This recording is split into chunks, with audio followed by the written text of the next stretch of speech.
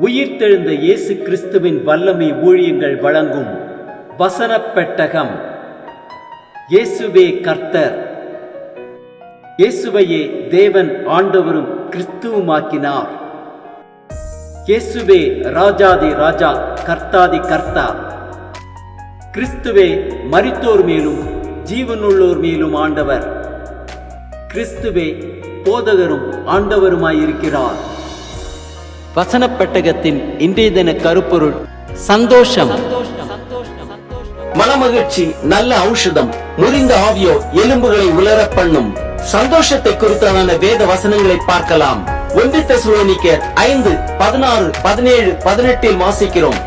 எப்பொழுதும் சந்தோஷமாயிருங்கள், இடைவிடாமல் ஜெபம் பண்ணுங்கள், எல்லாவற்றிலேயும் ஸ்தோத்திரம் செய்யுங்கள். அப்படி செய்வதே கிறிஸ்து இயேசுவுக்குள் உங்களை குறித்து தேவனுடைய சித்தமாயிருக்கிறது. செப்பனியா 3:17 வாசிக்கிறோம். உன் தேவனாகிய கர்த்தர் உன் நடுவில் இருக்கிறார். அவர் வல்லமை உள்ளவர், அவர் ரட்சிப்பார்.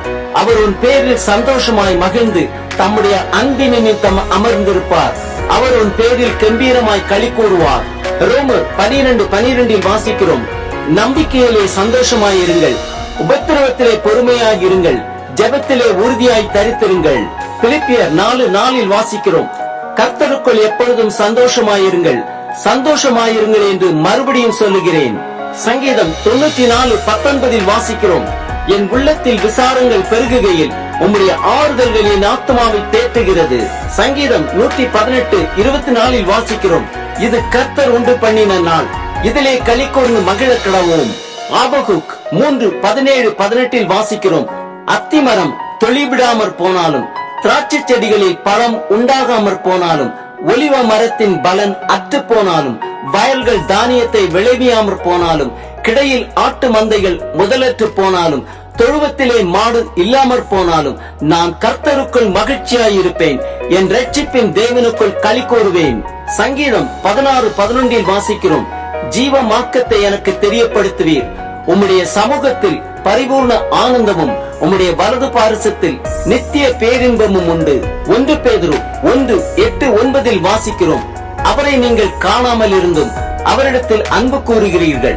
இப்பொழுது அவரை தரிசியாமல் இருந்தும் அவரிடத்தில் விசுவாசம் வைத்து சொல்லி முடியாததும் மகிமையால் நிறைந்ததுமாய் இருக்கிற சந்தோஷமுள்ளவர்களாய் களி கூர்ந்து உங்கள் விசுவாசத்தின் பலனாகிய ஆத்தும இரட்சிப்பை அடைகிறீர்கள். ஏசாயா 61:10 வாசிக்கிறோம். கர்த்தருக்குள் பூரிப்பாய் மகிழ்கிறேன், என் தேவனுக்குள் என் ஆத்துமா களி கூர்ந்திருக்கிறது. மணவாளன் ஆபரணங்களினால் தன்னை அலங்கரித்துக் கொள்ளுகிறதற்கும் மணவாட்டி நகைகளினால் தன்னை சிங்காரித்துக் கொள்ளுகிறதற்கும் ஒப்பாக அவர் இரட்சிப்பின் வஸ்திரங்களை எனக்கு உடுத்தி நீதியின் சால்வையை எனக்கு தரித்தார். யோவான் 16:24 வாசிக்கிறோம்.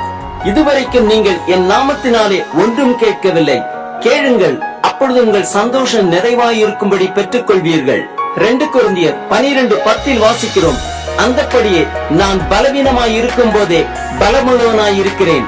ஆகையால் கிறிஸ்துவின் நிமித்தம் எனக்கு வரும் பலவீனங்களிலும் நிந்தைகளிலும் நெருக்கங்களிலும் துன்பங்களிலும் இடுக்கங்களிலும் நான் பிரியப்படுகிறேன். நீதிமொழிகள் 15:23 வாசிக்கிறோம்.